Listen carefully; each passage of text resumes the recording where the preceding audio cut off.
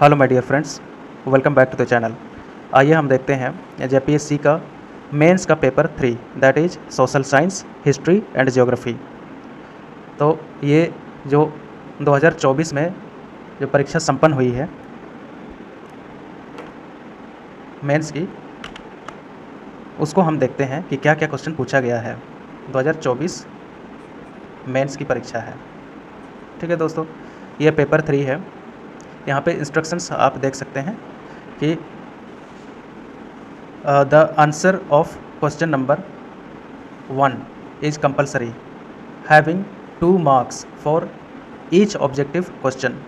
तो question number 1 ये compulsory है और प्रत्येक क्वेश्चन के लिए 2 मार्क्स हैं। The candidate is required to answer 2 long type questions out of 4 questions, each carries 40 marks.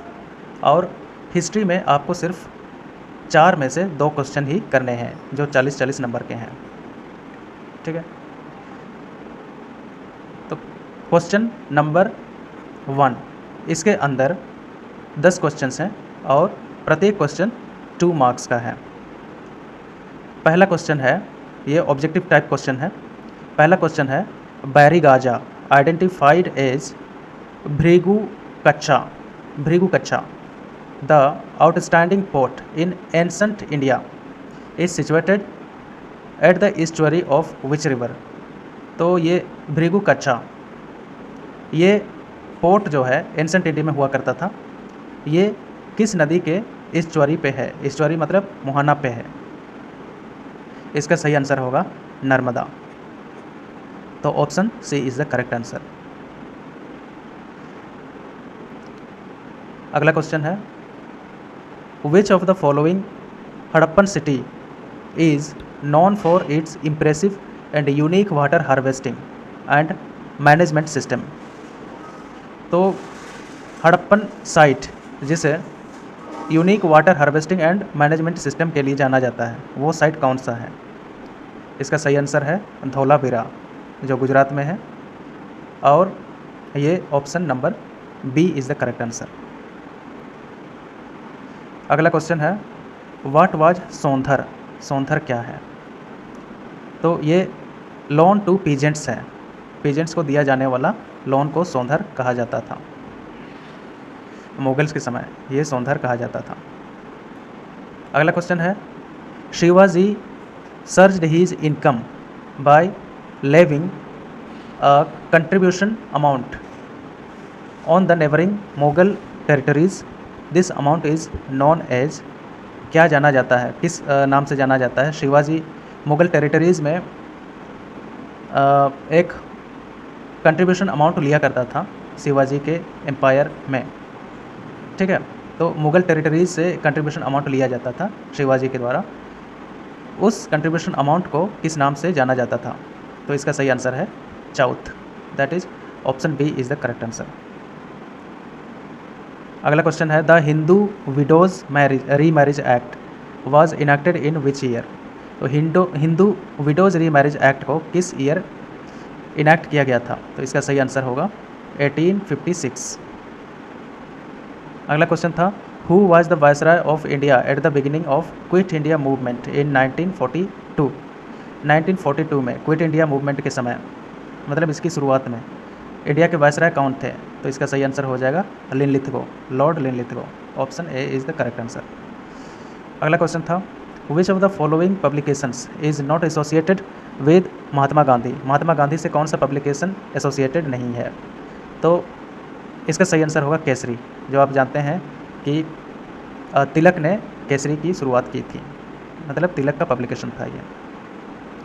अगला क्वेश्चन है, विच of the following leaders is famous for the accession of princely states into the Indian Union after independence in 1947। तो Indian states को accession करने के लिए किस leader को जाना जाता है। आज़ादी के बाद इंडियन स्टेट्स को एक सूत्र में बांधने का काम किसने किया था। वल्लभ भाई पटेल ने। अगला क्वेश्चन है, मुंडा Ulgulan of 1899 to 90 was led by। ये बहुत सिंपल सा क्वेश्चन था, इसका आंसर होगा बिरसा। तो बिरसा मुंडा ने इस मुंडा उलगुलान का नेतृत्व किया था। अगला क्वेश्चन है दामिने को इज एसोसिएटेड विद, दामिने को किससे संबंधित है? ये झारखंड का क्वेश्चन है और ये है Santhal uprising. Option D is the correct answer. तो ये हिस्ट्री के ऑब्जेक्टिव क्वेश्चंस यहाँ कंप्लीट होते हैं। अब लॉन्ग टाइप क्वेश्चन शुरू होता है। लॉन्ग टाइप क्वेश्चन में पहला क्वेश्चन पूछा गया था, ये 40 नंबर का था। पहला क्वेश्चन था describe the factors of origin of the Sindhu Indus valley civilisation, Sindhu घाटी सभ्यता की उत्पत्ति के कारक बताएं। तो कौन से वो फैक्टर्स थे जिसके चलते इंडस वैली सिविलाइजेशन इसका ओरिजिन हुआ? तो जनरली यहाँ पे कैरेक्टरिस्टिक्स पूछा जाता था, लेकिन अब इस बार ओरिजिन पूछा गया है। कौन से वो फैक्टर्स थे जिसके वजह से IVC का ओरिजिन हुआ? तो ये सिंपल सा क्वेश्चन था। अगर आपको फैक्टर्स पता है जिसके वजह से ओरिजिन हुआ था IVC का, तो आप आराम से क्वेश्चन का आंसर लिख सकते थे। अगला क्वेश्चन था critically analyse the market reforms initiated by Alauddin Khilji. तो अलाउद्दीन खिलजी के मार्केट रिफॉर्म्स के बारे में पूछा गया है। यदि आपने पढ़ा हुआ था, यह मेडिवल हिस्ट्री का पार्ट है, तो आप आराम से इसका आंसर दे सकते थे। ठीक है, अलाउद्दीन खिलजी बहुत फेमस, इसको वर्ल्ड वाइड रीड किया जाता है मार्केट रिफॉर्म पॉलिसीज़ के वजह से। ठीक है, तो इसने 3 मार्केट्स इस्टेब्लिश किया था। क्या क्या था? Market for food grains, market for clothes और market for horses, slaves and cattle. ठीक है, तो अगर आपने पढ़ा हुआ था तो आप अच्छे से लिख सकते थे। और ये बहुत कॉमन क्वेश्चन था। The 1857 revolt was the first war of independence, comment on the statement. तो ये बहुत ही कॉमन क्वेश्चन है, ये इससे हमेशा क्वेश्चन बनता है। तो 1857 का जो रिवॉल्ट हुआ था वो फर्स्ट इंडिपेंडेंस वॉर था, तो इसके बारे में कमेंट करना था। अगला क्वेश्चन था the tribal revolt led by Birsa Munda expressed the anxieties of the peasants in religious idiom, comment. तो ये थोड़ा सा टेढ़ा क्वेश्चन था। जनरली बिरसा मुंडा के मूवमेंट के बारे में पूछा जाता था, लेकिन ये थोड़ा सा घुमा के क्वेश्चन पूछा और ये आपको बताना था कि anxieties of peasants in religious idioms. तो ये थोड़ा सा घुमा के क्वेश्चन पूछा गया था। तो 4 क्वेश्चन थे, इसमें से सिर्फ 2 क्वेश्चन के आंसर देने थे। अगला सेक्शन है ज्योग्राफी का, भूगोल का।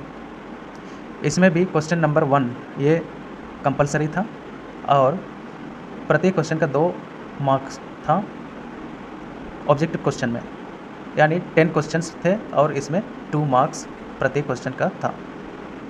ठीक है, और दूसरा सेक्शन था लॉन्ग टाइप क्वेश्चन। इसमें 4 क्वेश्चंस थे जो 40 नंबर के थे। इसमें से सिर्फ 2 ही क्वेश्चन करना था। ऑब्जेक्टिव क्वेश्चन देखते हैं। ऑब्जेक्टिव क्वेश्चन यहाँ पे मैच करना था। ठीक है, एक साइड दिया हुआ है ग्लेशियर्स के बारे में और दूसरे साइड दिया हुआ है प्लेस, कहाँ पे ये ग्लेशियर लोकेटेड है। मियाम ग्लेशियर कहाँ पे लोकेटेड है? ये आपका कुमाऊं गढ़वाल डिस्ट्रिक्ट में लोकेटेड है। ठीक है, और दूसरा है सियाचिन ग्लेशियर, ये आपका नुब्रा वैली में लोकेटेड है। रीमो ग्लेशियर ये आपका लोकेटेड है सियोक वैली में। और बायफो ग्लेशियर ये आपका लोकेटेड है ब्राल्डो वैली। तो आपका सही ऑप्शन होगा ऑप्शन ए। अगला क्वेश्चन है the Ghaghara river cuts a deep gorge at, किस जगह पर डीप गोर्ज ये बनाती है घाघरा रिवर? तो इसका सही आंसर हो जाएगा शीशा पानी, दैट इज ऑप्शन बी। अगला क्वेश्चन है which among the following was declared the second biosphere reserve of India on 18/1/1988। तो 18 जनवरी 1988 को किस बायोस्फीयर रिजर्व को सेकंड बायोस्फीयर रिजर्व घोषित किया गया था? तो इसका सही आंसर हो जाएगा नंदा देवी। अगला क्वेश्चन है विच of the following statements regarding Bharat dal is incorrect? तो इसका सही आंसर होगा आपका ऑप्शन ए, भारत दाल किससे संबंधित है? ठीक है, किससे संबंधित है? अरहर से नहीं है, ये चने की दाल से संबंधित है। नेक्स्ट क्वेश्चन था objective identify the incorrect match आपको आइडेंटिफाई करना था। तो इसका आंसर हो जाएगा A number, option A, that is Kayamkulam power plant. ये तमिलनाडु में नहीं है, तमिलनाडु में कुडनकुलम है। कयामकुलम ये लोकेटेड है केरला में। ठीक है, नेक्स्ट है, ये आपको करेक्ट मैच करना था। यहाँ पे कोड दिए हुए हैं A to D। यहाँ पे मैंने मैच कर दिया है। देखिए लदांग, ये मलेशिया में होता है। लदांग क्या है, इस साइड जो है लदांग, हुमा, कैनजिन और ये चेना, तो ये क्या है, ये झूम कल्टीवेशन के नाम हैं। वर्ल्ड वाइड जो झूम कल्टीवेशन के अलग अलग नाम हैं वही हैं। तो झूम कल्टीवेशन को मलेशिया में लदांग बोला जाता है, जावा में हुमा बोला जाता है, और फिलीपींस में इसको कैनजिन बोला जाता है, और श्रीलंका में चेना बोला जाता है। ठीक है, तो इसके अनुसार option number C is the correct answer. अब 7th क्वेश्चन है, identify the correct order of oil seed production in Jharkhand from high to low for the year 22-24। 22-24 में प्रोडक्शन का डिसेंडिंग ऑर्डर बताना था कि किसका प्रोडक्शन सबसे ज़्यादा होता है, उससे कम किसका होता है, तो ये बताना था। तो दोस्तों ये मैं आप पर छोड़ता हूँ, आप बताइए कि इसका आंसर क्या होगा। नेक्स्ट क्वेश्चन है, Sadni waterfall in Jharkhand is on which of the following rivers. किस रिवर पे सदनी वाटरफॉल बनाया गया है, तो इसका सही आंसर होगा संक। अगला क्वेश्चन है, which tribe does not belong to Jharkhand. Jharkhand से कौन सा ट्राइब बिलोंग नहीं करता है, तो हो झारखंड का है, कोरवा झारखंड का, माली झारखंड का है, तो सही आंसर हो जाएगा आओ। ये जो है ये असम की ट्राइब है।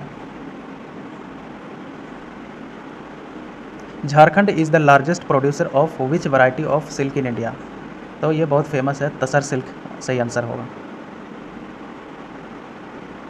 लॉन्ग टाइप क्वेश्चन, यहाँ पे 4 लॉन्ग टाइप क्वेश्चन दिया गया है, इसमें से सिर्फ 2 के आंसर देने थे। पहला क्वेश्चन था, examine the potential and challenges of solar energy in India. Potential और चैलेंजेज के बारे में बताना था सोलर एनर्जी इन इंडिया। ठीक है, सोलर एनर्जी के पोटेंशियल और चैलेंजेज के बारे में बताना था। इंडिया में सोलर एनर्जी प्रोडक्शन का क्या पोटेंशियल है और इसके चैलेंजेस क्या क्या है ये बताना था। हाउ द गवर्नमेंट इंटरवेंशन में help towards adoption and expansion of solar energy as a major energy source. तो गवर्नमेंट इंटरवेंशन से सोलर एनर्जी को कैसे एक्सपांड किया जा सकता है, कैसे इसके अडोप्शन को बढ़ाया जा सकता है, ये बताना था। ठीक है, मेजर एनर्जी सोर्स के रूप में।